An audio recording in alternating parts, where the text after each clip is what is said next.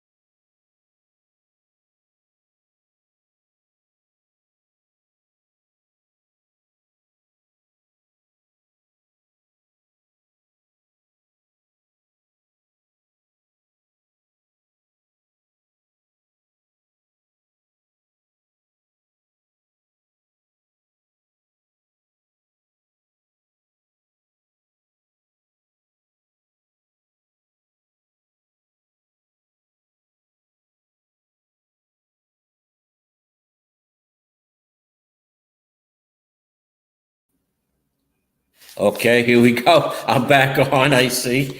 Sorry for the, it was my fault. I touched something on my computer here.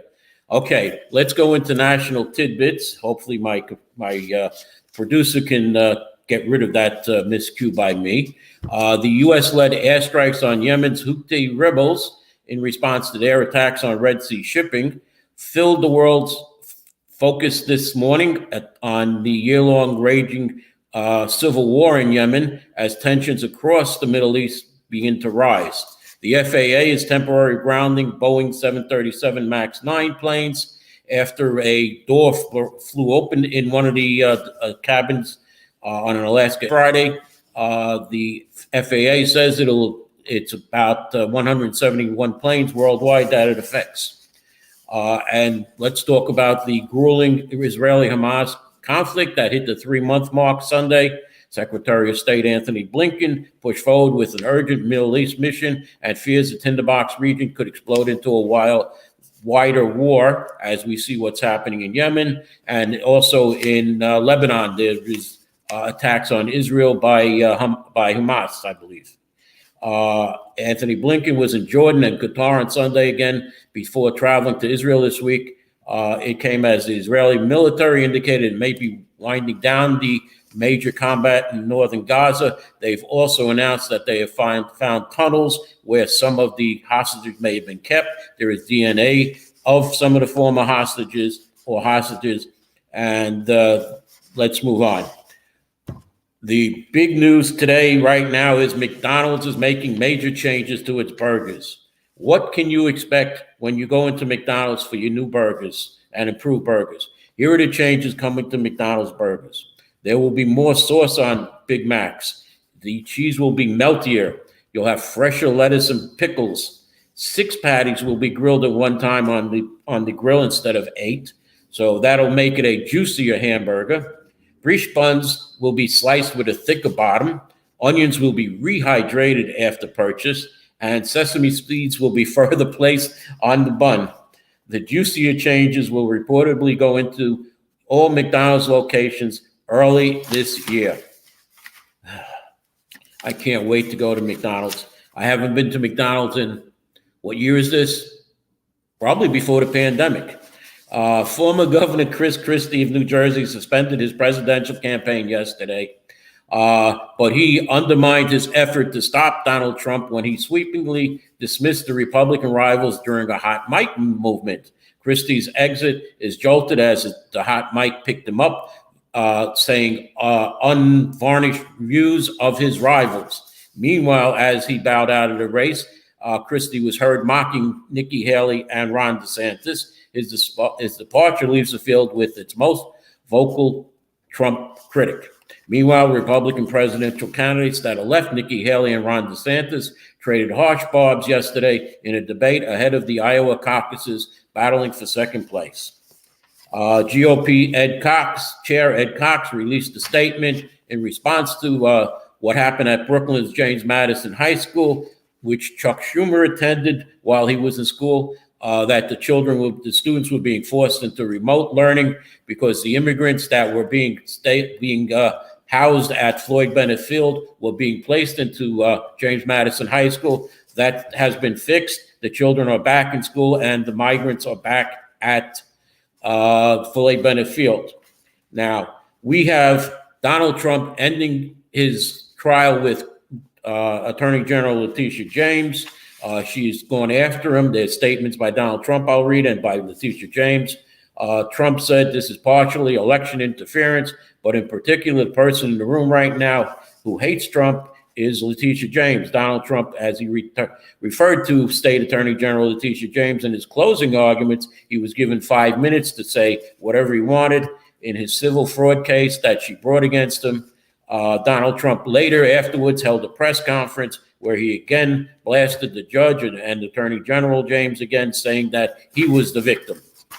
Attorney General James, meanwhile, released a statement after the closing argument of Donald Trump in the civil fraud trial case against him. She said, before this trial began, the court ruled in our favor and found Donald Trump engaged in years of significant financial fraud and unjustly enriched himself and his family.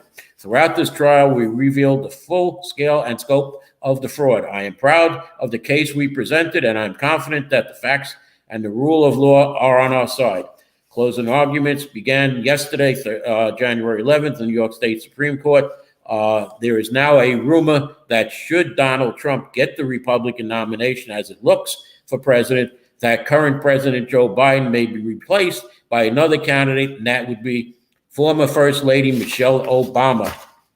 The Justice Department is ensuring that in its efforts to protect the right to vote, to prosecute election crimes, and secure elections in advance of this year's election cycle, and consent with longstanding Justice Department practices and procedures, the department is providing information about its efforts through its Civil Rights Division, Civil Criminal Division, National Security Division, and the U.S. Attorney's Office throughout the country to ensure all qualified voters have the opportunity to cast their ballots and their votes free of discrimination, intimidation, criminal activity in the election process, and to ensure our elections are secure and free from foreign influence and interference.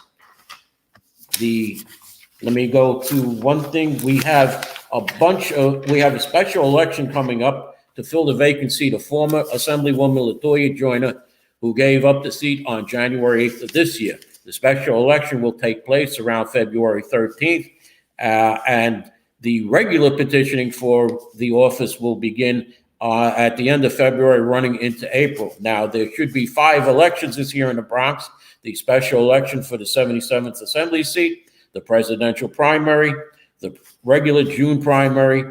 You might have in August another primary because of congressional redrawing of the lines. So if those lines are redrawn, you'll have another primary in New York State. And then you have the general election in November. That's 5 elections for this year.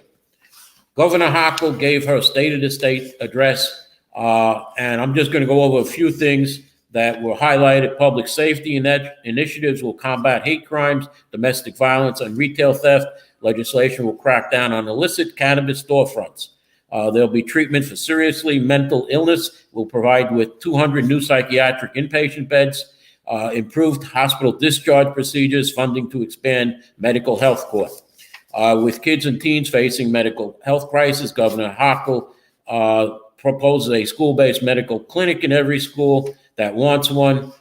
There is a new phase of long-term housing agenda that will focus on increasing housing supply in New York City. Thousands of new housing units to be constructed on state-owned land to continue the nation's leading climate policies while ensuring the clean energy revolution is affordable to all New Yorkers, and to set a bold goal to plant 25 million trees over the next decade. SUNY and CUNY schools will offer direct admission to the top 10% of students in New York high schools. She wants to extend the Second Avenue subway beyond up Broadway, and she wants the Interborough Express to move forward, among other things. She delivered this State of the State address Tuesday. Our new New York, our future, our agenda. And it includes 204 bold initiatives that are too many to read here right now. Let me go quickly before we get to our commercial. That the state Senate, in their first move in the legislative session, state Senate Democrats have again decided to start the year with a focus on election reform and voting rights. But State Senate Majority Leader Andrea Stewart-Cousins had also reiterated that her chamber is committed to approving a package on housing tenant protections before the end of this year. We'll focus on making affordable housing, focusing on making sure that tenants have protection, that things haven't changed, said Senator Andrea Stewart-Cousins. This year, Governor Hochul has offered few details on what her new housing plan will look like. And with that, I will go to my commercial right now, Mr. Producer. We'll get back with some little about Mayor Adams' reforms, what he's done to restore police and fire, as well as the sanitation and parks. And then I will get into a discussion on the city of Yes afterwards. So let's go to a commercial right now. That there is a publishing company that wants to make life easier for you as a writer. This publishing company is called World Inkers Printing and Publishing. We publish in all different languages, and we're looking for writers of all genres, all formats. We're looking for scholars, ghostwriters, playwrights, poets, short fiction, novelists, you name it. We're looking for anybody who is interested in writing and the craft of writing to be in touch with us. You can reach us at info.worldinkers@gmail.com. With World Inkers Printing and Publishing, you do not require a lot of money to publish with us. Contact us today at info.worldinkers@gmail.com. Become a winner with other authors at World Inkers Printing and Publishing. Give us a shot. We will surely finish you. Okay, welcome back. Now, as I said, Mayor Adams has restored funding for the April 2024 police recruit class and firefighters at 20 FDNY engine companies. That's 190 firefighters in total. The restorations will be reflected in the FY25 budget, which comes out on July 1st. This is being done by Mayor Adams as he announced that the projected cost of the migrant crisis has gone down by roughly $2 billion. He's also restoring funds to keep city streets clean and parks clean, and that will fight rats, he says. He announced that he will restore and maintain 23,000 of the Department of Sanitation litter baskets that were supposed to be taken off the streets, and he will be adding or he will be keeping the thousands of New Yorkers that get 6-month paid opportunities during the summer as parks employees, and that's about that for the restoring of the budget. Before I go on to the city of Yes, there was another train derailment. We saw one on the number 1 line in Upper Manhattan, or I should say Midtown Manhattan. There was a derailment in Brooklyn on Wednesday afternoon on an F train. It jumped the tracks. The Manhattan-bound F train derailed at the West 8th Street and Neptune Avenue stations at Coney Island shortly before 12:30 p.m. Officials said there were 34 passengers 3 crew members on the train. No one was injured. And the cause of the derailment has not been known yet. According, though, to the MTA, most derailments take place in subway yards or involve work trains. Agency statistics show that there were 6 derailments in 2023. There were 7 in 2022 and 10 in 2021. So far, this makes 2, I believe, and it appears that the collision between the 2 subway trains the MTA has released that injured dozens of people in Manhattan last week began with what has become a routine problem in New York City's mass transit system, pranksters pulling emergency brakes, according to the MTA, which will then take the train out of service. Let's move on to the city of Yes. The City Planning Commission had a info session on Tuesday, January 9th for 1 hour. It was a Zoom meeting where they said community leaders will pose questions based on community feedback about the City of Yes proposal. This event comes as the zoning initiative is being considered by community boards, and borough presidents. Now, there was Kevin Gussett, a small business owner and special projects manager for the Brooklyn Chamber of Commerce, Rafael Espinoza, executive director of the Freelancers Union and Nightlife and Entertainment proponent. Also, Laura Rothick, president of the Long Island City Partnership. And now I must say that these 3 people were the people who were asking questions from people to the City Planning Commission about the City of Yes economic opportunity. The only problem that I have with these 3 people asking questions, as I mentioned, their organizations where they're from, all 3 organizations have given feedback that they're in favor of the City of Yes. So how can you have people speaking in favor of the City of Yes saying that they're going to represent the people? You have to have neutral people, Dan Garodnick, who is the chair of the City Planning Committee, not people who are in favor of your proposal. So far, 4 community boards have already voted in support of the proposal, while 4 have voted to disapprove it. On January 24th, the City Planning Commission will hold a public hearing followed by a vote in the spring. And if City Planning approves the initiative, the City Council will hold a hearing to vote to approve or modify disapprove the proposal. Now, what the City of Yes proposal is to take away zoning rights from the boards. Now, Community Board 11 has put on people who are pro City of Yes. One of its members has pushed the City of Yes since he got on the board in September. They held a 2-hour and 38-minute meeting on Wednesday called by the City of Yes Committee.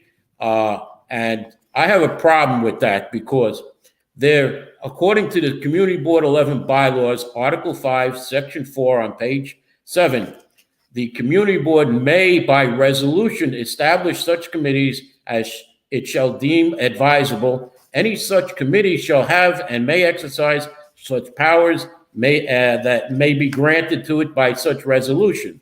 The resolution may also provide for the composition of the committee, the method of appointment of its chairperson, who shall be a member of the community, which the chairperson shall be a member of the Community Board, its members, its purpose, its length of existence, and any other matters concerning its operation.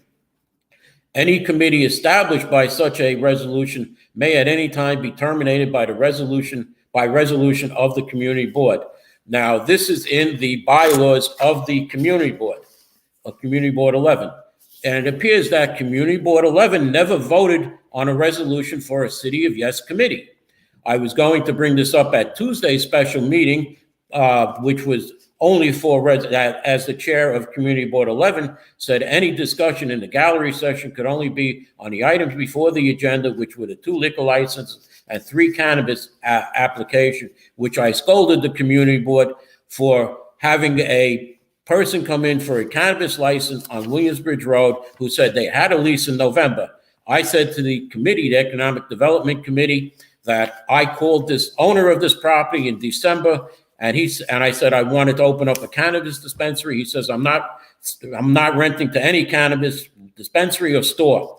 Now, I also texted the city councilwoman, Christy Marmorato, who said that her office is right next door in 1925. This was 1927, the address in dispute. I said, you're going to have a cannabis dispensary right next to you. And she said, no. The landlord said, no, he's not renting. She got onto the meeting and she spoke to the Economic Development Committee meeting saying that, no, the landlord said to her, no, he's not renting to the cannabis applicant. The landlord himself got on there and said that, no, he's not renting to the cannabis applicant. However, from the Economic Development Committee, a motion was presented by Malcolm Gray, a member of Community Board 11, which was seconded by Edward Perez, a new member of Community Board 11, and it was voted for, and it passed so that the Community Board 11 at its special meeting would vote on a approval of a cannabis license, even though they heard from me, from the new councilwoman and the owner of the property that it wasn't going to go through, that there was no lease. As the general meeting came forward, they found out that the lease was phony, that it was written by the person, he signed a name, and one of the board members looked up the property and found that the person who spoke, Mr. Eric Bell, was the owner of the property and that it was true what he was saying. And at the general meeting, they voted down this proposal with only Mr. Edward Perez voting yes for a resolution. They then made another resolution that said they are voting no on the applicant, that they do not want it there, which was approved by the board. Now, as for the Committee of Yes, the September full Community Board 11 meeting has nothing on the agenda for a City of Yes committee or in the minutes, except in new business at the end of the meeting, Mr. Edward Perez spoke about the City of Yes with no motion or resolution for a City of Yes committee. In the October 23rd Community Board 11 full board meeting, the agenda under Chair's Report, number 3C, was City of Yes ad hoc committee with no motion or resolution in the agenda or in the minutes of the October 23rd CB11 full board meeting minutes. So there was no resolution for the City of Yes committee. There is no November 23 agenda on the CB11 website. When you click on it, the December 19th, 2023 agenda comes up, but the December 19th full board meeting was canceled. And in the minutes of the November 2023 CB11 full board meeting, there is no mention of a City of Yes motion or resolution. And again, at the January 9th emergency meeting of Community Board 11, the full board only voted on 2 liquor licenses and the 3 cannabis applications that were discussed. There was no mention of a City of Yes committee. I could not bring it up. So there was no resolution voted on by the Community Board, 11 members, to establish a City of Yes committee. So how was there a City of Yes committee meeting? This is the City of Yes. There are 18 proposals here to change, to establish anything from having retroactive storefronts, meaning that storefronts currently that are closed over 2 years can reopen. They want to simplify the district types, to change zonings, to allow for a lot of things. They want to enable small scale production. They want no more unnecessary loading docks, allow commercial businesses on upper floors, which means that you could have, if you live on the second floor, this is specifically for the second floor, but it allows for on upper floors, if half the floor is for office space and the other half is for residential, you could have a business on upper floors, which leads me to believe it's for a future New York State law. Right now we have cannabis, so you could have, what it means that you could wind up having a cannabis growing micro business next to where you live. Okay, that's what's happening now. And it could also, in the future, I believe that the state legislature will pass prostitution, legalized prostitution. So you could have a bordello next to you. Prostitutes, men coming in and out to go with the prostitutes. They want to, modernize the use. Now, Mr. Edward Perez was very, very instrumental in the way he described all of this. As I said, one of them is urban agriculture, which you can see here. And that would mean growing whatever you want, including marijuana, life sciences, which means that a hospital could open up whatever they want, nightlife, which will allow dancing and live comedy shows more broadly, which means that your local neighborhood bar could wind up having dancing and possibly a strip show. Means that, people go around these rules any way they can, as you see by the illegal smoke shops that are open. They want to have amusements, which means, again, in your local neighborhood, you could have an amusement store, which they are now banned. Now they're segregated to certain parts of the area. Home occupations, as I said. So there are 18 in all. Yes, this is very confusing. Okay, they want to promote better ground floor designs. The city does not want people living on ground floors anymore. They want it to be only businesses. They want to reduce conflicts with auto repairs. Well, with electric vehicles, you will not have that many gas stations anymore or repair shops. They want to enable micro distribution, which means that they want to have a special area for deliveries, which means, again, less parking for you. They want to have a campus commercial business. In essence, what this means, at the bottom of apartment buildings, they want to have residential serving retail services. An example would be NYCHA and other residential campuses. Corner stores that will allow for stores on corners where there are buildings with no stores at all. They want to adopt spaces for industries like film and other things, and new loft-style zoning districts. Those are the 18 City of Yes proposals. And what it does, as you see here, there is a zoning map here, the zoning districts from C1 to C8. There are residential districts that run from C1 to, residential districts are R1 to R8, I believe, and manufacturing districts that have different codes. And then there are special purpose districts. For instance, in Community Board 8, you have a special nature area, and you also have a historic district. And in Community Board 7, I believe there is a little part of a historic district. What this does is the City of Yes will take away the power from the community boards to vote on zoning resolutions. And I'm going to close today's show by saying that if the City of Yes is passed by community boards, they will lose the right on zoning, as the City of Yes is being presented to change the current zoning laws that are in place to protect from overdevelopment and having certain restrictive rules that protect communities from certain businesses that will not that shouldn't be allowed in those areas. And yes, Grace, in Edward Perez's own words, as Grace just said, that the Mr. Edward Perez said that he has come on the board to clean up the board, and that yes, Ephraim, I'm right that the committee never established a City of Yes committee by a board vote. So let me continue. Marijuana was legalized by the state legislature, and you see the problems that were created. Like I said, next will come prostitution, and you don't want to see what will become of communities if they lose their zoning rights. One of the City of Yes proposals is to allow businesses, as I said, in upper floors. And I'm going to stop right here. I want to thank you for watching. I want to thank my viewers for commenting. Hopefully, the Community Board 11 will have enough sense to vote down the City of Yes proposal. They will vote no on it. I believe they have to vote very soon at the next meeting, which is January 25th, but at the special meeting, at the City of Yes meeting, of which there were only 4 members. There was Edward Perez, who spoke for almost 2 hours. There was Wendy Hewlett-Betts, who was voted in as the chair of the committee, and 2 other members, Eddie Aguero, and I forgot who the 4th person was over there. And there were 3 people on as far as community members. 1 other community board member stayed on for about 15 minutes and left.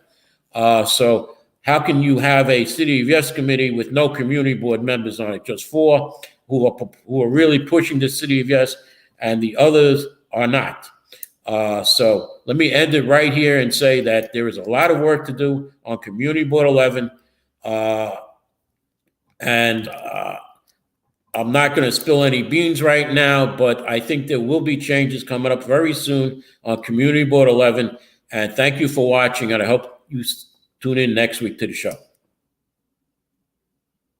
Do you know that there is a publishing company that wants to make life easier for you as a writer? This publishing company is called World Inkers Printing and Publishing. We publish in all different languages, and we're looking for writers of all genres, all formats. We're looking for scholars, ghostwriters, playwrights, poets, short fiction, novelists, you name it. We're looking for anybody who is interested in writing and the craft of writing to be in touch with us. You can reach us at info.worldinkers@gmail.com. With World Inkers Printing and Publishing, you do not require a lot of money to publish with us. Contact us today at info.worldinkers@gmail.com. Become a winner with other authors at World Inkers Printing and Publishing. Give us a shot. We will surely finish you.